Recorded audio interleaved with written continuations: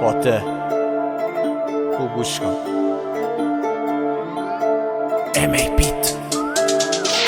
میپیچم به تو رو تو سرم و محوش میشی وقتی میبینی که تو قلمم هستش. قدرت محض رپ بدون ترسش، شاید چیزی که بخواب بکنه اونو حذفش. حاجی فاز شماها رو نمیکنم درکش، بریم بخونین ادافیتونو کونه تنگش. وقتی که رپ میشونه من رو ترکش شلیکم میگیره به قلبش. هر کسی علم کرد جلو من قدش، پس بهتر هر کی بدون حدش. تو اوستا کریمون بالا هستش، معلوم میشه همه کیه رو به وقتش. ولی بعدم میاد از اونا که کره میگیرن و نفرت نمیذاره که جلو رو ببینن و من بد نمیبینی آدما رو پیش منو.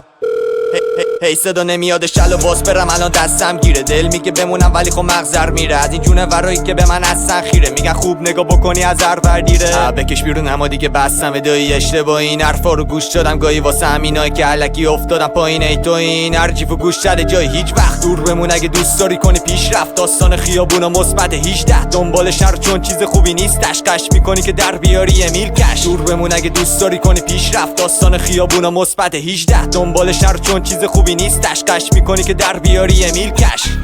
اومدم از پشت این سایه های تاریک، مسیر زندگیم بنده به طور موی باریک. یه سریا که میرن بالا با پول و مایه داری، یه سریا میکنن رپا تو خونه رگی جاری. شاید بگی که اینم اومده ویو بگیره، ولی فاتح به فکر اینه که کیو بزیره. نمیره از سرم این رپه تا تنه بمیره. انتقاد زیاده ازم همه بکی، میدونی که نمیتونم باشم مثل اونا، همونا که کارشون نمیازه بهانه کونا. بیا ببین کیا تو نسل پنجشون جز خوبا، همه که درون گربن ولی سیسه رو با واسه من اصلا مهم کی. پس رو میزنم رو بیت، پس خوبه که خوب باشیم ما بدیم دست، چون فاتح اومده تو این رس. کاری که میکنین غلط همه تو روخی، شما که تو خودتونم نشدینیش بخی. دادا فاز اسکوبار نگی فکر نکن رو کوکی تو که میمیری اگه درو پیم نده به دخی. نمیشی که شما هم سطح مچاقی هم پرت زده بالا و بدجوری داغی. میرم و میزنم تا نمونه دشمنی باقی، بزن زیر گلت ما میزنیم گل زیر تاقی.